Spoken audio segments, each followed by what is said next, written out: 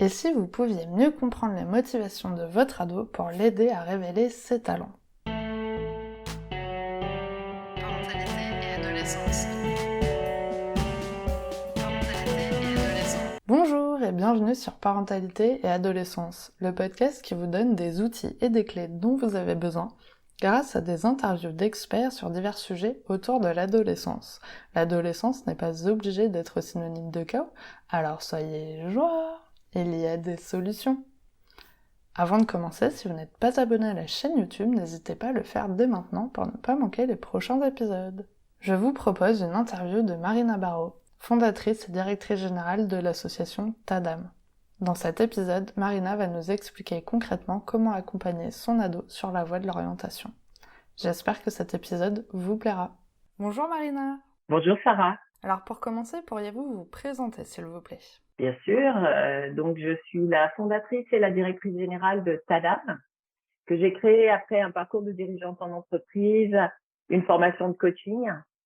En fait, je me rends compte que dans ma vie, j'ai toujours eu à cœur de déployer les potentiels et de permettre à chacun vraiment de donner le meilleur au monde. Donc aujourd'hui, j'ai choisi de mettre mon énergie au service des jeunes et de leur écosystème au sein de TADAM. D'accord, super. Merci beaucoup pour cette présentation. Alors aujourd'hui, nous allons parler de l'orientation et surtout comment les parents peuvent accompagner leurs ados sur cette voie. Alors pouvez-vous nous parler de l'approche neurocognitive et comportementale que vous utilisez, s'il vous plaît? Bien sûr, donc l'approche neurocognitive et comportementale, bon, on l'appelle ANC pour que ce soit plus simple. Et l'un des trois piliers de la méthode TADAM, donc c'est une méthode basée sur les neurosciences qu'on utilise. Chez TADAM, on parle de notre méthode tête-cœur-corps, donc l'approche neurocognitive va être plutôt dans le registre tête, c'est-à-dire théorique, et elle va nous permettre de mieux comprendre nos fonctionnements, le fonctionnement des autres, et en particulier toute la partie motivationnelle. D'accord. Alors justement, les motivations, c'est important. Et dans cette approche, du coup, vous parlez des motivations primaires et des motivations secondaires. Alors, qu'est-ce qu'une motivation primaire, s'il vous plaît? Alors, une motivation primaire, en fait, ça correspond à une activité qui va nous ressourcer, qui va nous donner de l'énergie, qui va faire briller nos yeux d'ailleurs quand on en parle, et cela indépendamment du résultat. En fait, le mot-clé pour faire la différence entre motivation primaire et motivation secondaire, c'est le résultat. Est-ce que j'ai besoin du résultat pour avoir de la joie, du plaisir, ou est-ce que moi, ma joie, elle est indépendante du résultat? Donc, c'est le cas d'une motivation primaire. C'est une activité qu'on va faire naturellement, facilement. C'est ce qui s'approche un peu des talents finalement. C'est quelque chose que je fais qui me donne de la joie, que je fais dès que je peux, qui me donne de la joie, que j'aime faire, indépendamment du résultat. D'accord. Et alors, comment on peut détecter justement ces motivations primaires chez ces ados? Eh bien, c'est simple et en même temps assez complexe, à vrai dire. Alors, chez ces ados, peut-être c'est même plus compliqué. Mais ce qu'il faut savoir, c'est que les motivations primaires, en tout cas, c'est ce que dit le modèle de l'ANC, se fixent dans la petite enfance, dans la toute petite enfance, hein, avant 3 ans. Donc, eh bien, on va observer nos enfants, se souvenir de comment ils étaient quand ils étaient petits et les observer même ados.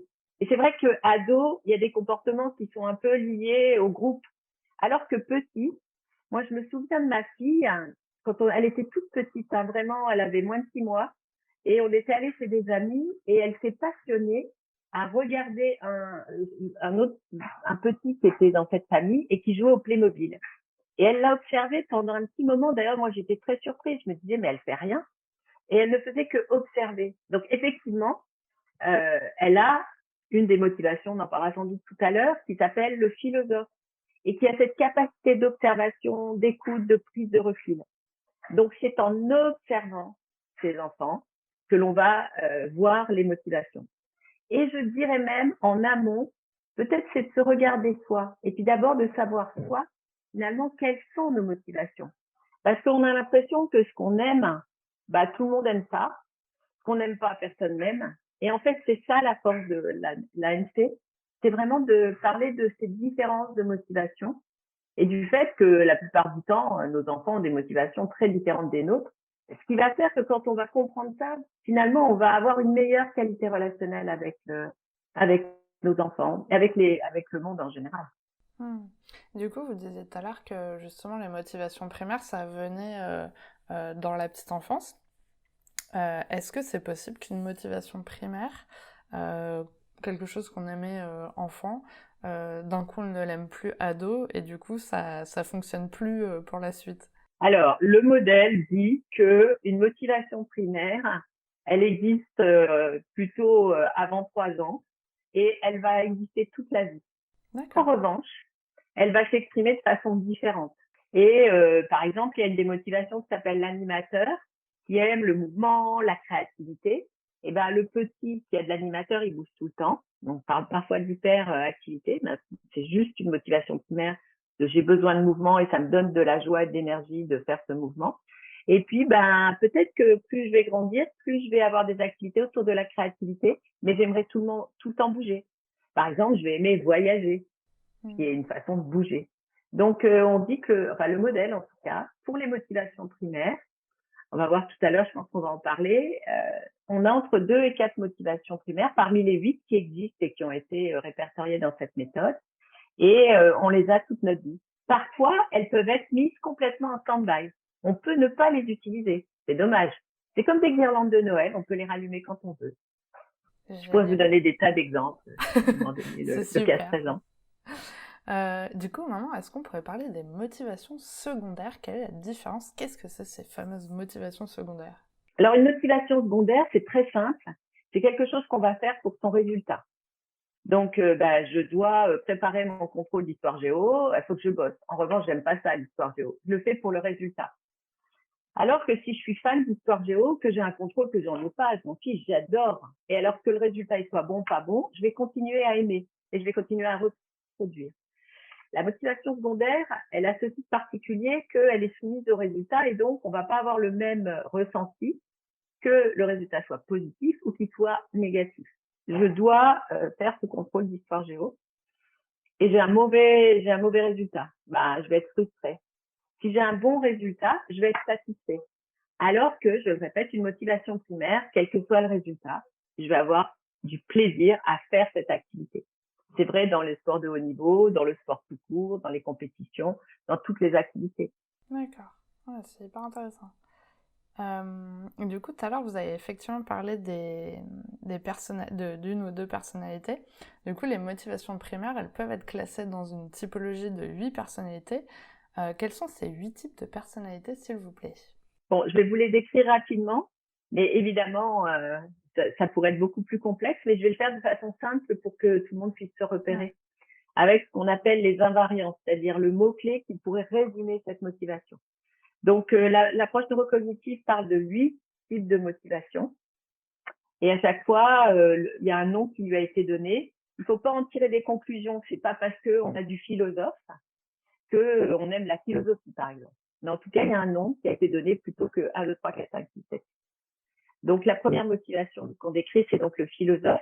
Le philosophe, il aime observer. Il aime le contact avec la nature. Et c'est quelqu'un qui prend plutôt du recul par rapport aux situations et qui aime faire à son rythme. La deuxième motivation, c'est le novateur. Le novateur, ce qu'il aime, c'est comprendre et expliquer. C'est quelqu'un qui va poser vraiment des questions, souvent. Et parfois, les jeunes nous disent, j'arrête de poser des questions parce que j'embête tout le monde.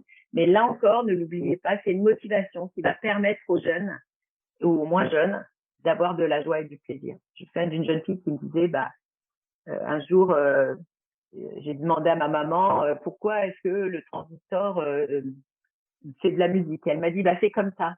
J'ai attendu qu'elle parte et j'ai tout ouvert pour savoir comment ça fonctionnait. Ça, c'est très novateur. La troisième motivation, c'est l'animateur dont j'ai parlé un petit peu tout à l'heure. L'animateur, ce qu'il aime, c'est le mouvement, la créativité, c'est rire. Donc, tout ça, ça fait que c'est quelqu'un qui va avoir plein d'idées à la minute. C'est du mouvement physique ou du mouvement, on va dire, psychologique. La quatrième motivation, c'est le gestionnaire. Le gestionnaire, il aime prévoir, organiser, structurer. Il a toujours des Kleenex dans son sac, des Doliprane. Il a toujours ce qu'il faut au cas où. Il prévoit au cas où. Moi, j'ai des tas d'exemples de personnes autour de moi qui ont du gestionnaire et qui se retrouvent avec des choses dont j'ai besoin, moi qui n'en ai pas. C'est toujours très pratique. La, l'autre motivation, c'est le stratège. Alors, le stratège, ce qu'il aime, lui, c'est l'harmonie. L'harmonie physique, l'harmonie sociale. C'est quelqu'un qui va avoir à cœur de donner un rôle à chacun et qui va avoir cette capacité naturelle d'entraîner un groupe vers un objectif commun. C'est quelqu'un qui a du leadership de façon très naturelle. Ensuite, on a le compétiteur. Le compétiteur, ce qu'il aime, c'est le défi. Le défi sous toutes ses formes. Et le défi de lui à lui. C'est pas je veux battre quelqu'un d'autre. Évidemment, on pense tout de suite compète. Et évidemment, compète, il y a d'autres personnes. Mais l'idée vraiment, c'est je veux progresser, je veux faire mieux. Donc tout est challenge. C'est je me souviens d'un jeune, nous on organise des séjours et dans les vacances scolaires et qui disait à la pause, je vais être le premier à manger le premier gâteau du premier paquet de granola. Vous voyez, en termes de challenge, on peut faire mieux, mais tout est challenge en fait, tout est joie possible. Après, on a le participatif. Le participatif, ce qu'il aime, c'est le lien. Il aime être en relation avec l'autre et il aime les relations profondes. Donc c'est quelqu'un qui va avoir à cœur d'être avec ses amis. C'est quelqu'un qui vous dit moi je me ressource en étant avec mes amis, en allant prendre un verre, etc. Il aime sa famille, ses amis, tout ce qui est les happy ends. C'est quelqu'un qui met beaucoup d'huile dans les rouages dans les travaux de groupe par exemple. Et enfin on a le solidaire. Le solidaire, ce qu'il aime, c'est être utile et aider les plus démunis sur les besoins fondamentaux et vitaux. La sécurité, l'alimentation, avoir un toit, avoir quelque chose à manger. C'est quelqu'un qui va avoir à cœur d'être utile, y compris à des gens qu'il ne connaît pas. Voilà, je vous ai fait en quelques minutes un portrait rapide de chacune des motivations. J'espère que ça va éclairer vos auditeurs et que c'est clair. En expliquant, on avait quelques images, je pense, de personnes qui ça pourrait matcher, donc c'est assez chouette. Et du coup, quel est l'intérêt justement de connaître son type de personnalité ? Alors, évidemment, la première chose, c'est de comprendre pourquoi on fonctionne comme ça. Je pense à des jeunes qui disent, en fait, je me supporte plus, je n'arrête pas de tout prévoir, tout organiser, c'est insupportable, et qui vont lutter contre quelque chose qui est très important pour eux, non seulement qui leur donne de la joie, mais qui est aussi leur force, parce que c'est quelque chose qu'ils vont faire de façon facile. Donc la première chose, c'est mieux se comprendre, mieux s'accepter, reconnaître ses qualités, parce que c'est pas quelque chose qu'on reconnaît puisqu'on fait ça de façon facile et naturelle, et qu'on n'a pas été élevé, tu fais ça de façon facile, donc c'est génial. Plutôt été élevé, il faut en baver. Donc là, c'est de reconnaître finalement ses talents. Donc ça, c'est la première chose, c'est pour soi. La deuxième chose, c'est pour les autres aussi, c'est de comprendre que l'autre, il va avoir du plaisir sur quelque chose où moi, j'ai pas du tout de plaisir. Par exemple, moi, j'ai une de mes filles qui a du novateur et qui est venue me voir la dernière fois en me disant, maman, est-ce que tu sais comment fonctionne la soudure à l'arc? Non, ma chérie. Puis alors, je m'en moque complètement, mais pour elle, c'est important. Et le plaisir qu'elle a dans cette activité, c'est le plaisir que moi, je vais avoir dans une autre activité. Donc ça permet en tout cas pour les jeunes, que ce soit dans les ateliers qu'on fait dans les écoles ou que ce soit dans les séjours, pour eux, c'est fondamental c'est une école de la tolérance. C'est de se rendre compte que finalement, celui qui est à côté, alors que son comportement peut m'agacer, finalement, c'est quelque chose de chouette et pour lui et pour le groupe. Parce que, évidemment, chacun va apporter une contribution au groupe en fonction de ce qu'il aime faire et de ce qu'il sait bien faire. Donc, bien se connaître, être une école de la tolérance vis-à-vis des autres. Quelque chose qui est important aussi, c'est de se dire dans les moments où j'ai un petit peu de blues, où je sais pas trop comment ça va, je fais une activité comme ça, tout de suite, ça me remet de l'énergie. Donc, c'est important de le savoir. Et évidemment, mais ça va mieux en le disant, c'est que c'est mieux que je fasse un métier où je vais retrouver les ingrédients de mes motivations primaires. Si dans mes motivations primaires, j'ai besoin de liens, c'est très embêtant si je suis toute la journée toute seule dans un bureau parce que je vais pas me ressourcer. Ouais. Et du coup, on en parlait un petit peu tout à l'heure. Comment on peut s'orienter justement selon sa personnalité ? Qu'est-ce qui peut nous aider justement peut-être à choisir une voie plutôt qu'une autre ? Déjà, la première étape, c'est de reconnaître ses motivations primaires, de voir quels sont les ingrédients dont j'ai besoin. Et c'est pas toujours simple. Même quand je le décris, on a des doutes. Est-ce que c'est primaire? Est-ce que c'est secondaire? Quand ça marche, parfois on peut même être primaire et secondaire. Donc c'est pas toujours simple. Mais en tout cas, c'est de se poser la question de quels ingrédients j'ai besoin. Parce que comme on l'a vu tout à l'heure, ça va évoluer dans le temps. Et moi, si je reprends ma carrière, en fait, si j'ai choisi cette méthode pour Tadam, c'est aussi parce que c'est mon éducation. Moi, j'ai été élevée, fais ce que t'aimes. Et quand je reprends tout mon cursus professionnel, j'ai toujours été dans mes motivations primaires. Hmm. Donc, c'est vraiment de se dire de quels ingrédients j'ai besoin, comment je vais m'épanouir dans mon métier. Parce que pour les jeunes, souvent, ils disent passion égale perso et travail égale contrainte. Ben non, on peut avoir beaucoup de joie et beaucoup d'épanouissement dans son travail. En tout cas, moi, c'est comme ça que je conçois la vie. Et donc, bien comprendre ça, bien voir tous ces ingrédients, comment on va conjuguer les ingrédients aussi, parce que c'est pas la même chose d'avoir telle motivation avec telle autre ou telle motivation avec une différente. Et c'est de voir comment tout ça, en partant de qui je suis et de ce que j'aime, je vais pouvoir définir mon projet professionnel. Sachant qu'il n'y a pas un seul métier où on va pouvoir s'épanouir. Il n'y a pas qu'une seule solution. Mais il y a juste à se poser la question, finalement, de quoi j'ai besoin pour y advenir. Hmm.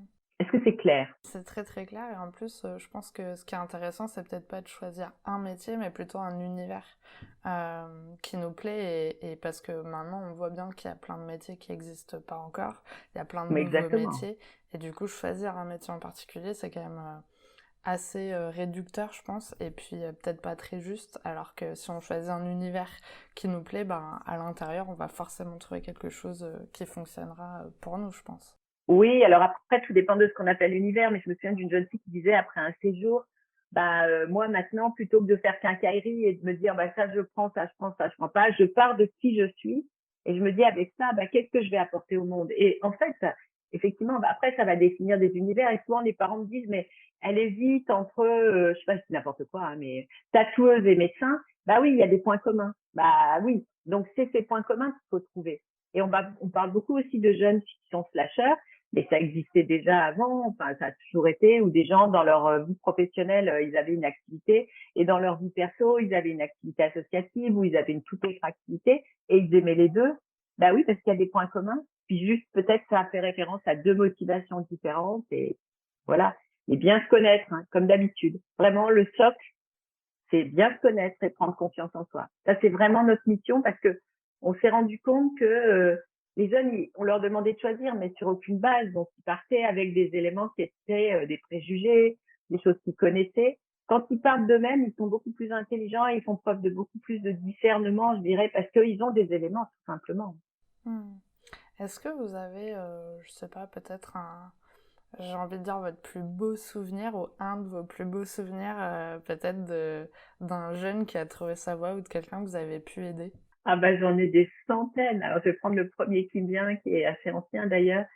D'un jeune qui se déscolarisait vraiment, où la maman disait je sais plus quoi faire, il est sous Ritaline, il bouge tout le temps, franchement on dort plus et on a dit ok on va. C'était vraiment le début de Tadam. Je sais pas, on devait être au 4e séjour. Aujourd'hui on en a fait 70, donc on est un peu plus expérimenté et finalement je me rends compte quand il vient que il peut être très très calme à partir du moment où il a décidé de l'être et qu'il n'a pas forcément besoin de sa Ritaline tout le temps. Et il se rend compte que oui, il a du philosophe. Il a besoin de temps en temps d'être seul et de se ressourcer. Mais il a aussi de l'animateur et il a besoin de mouvement. Et en plus, il a aussi du novateur. Il a besoin de comprendre.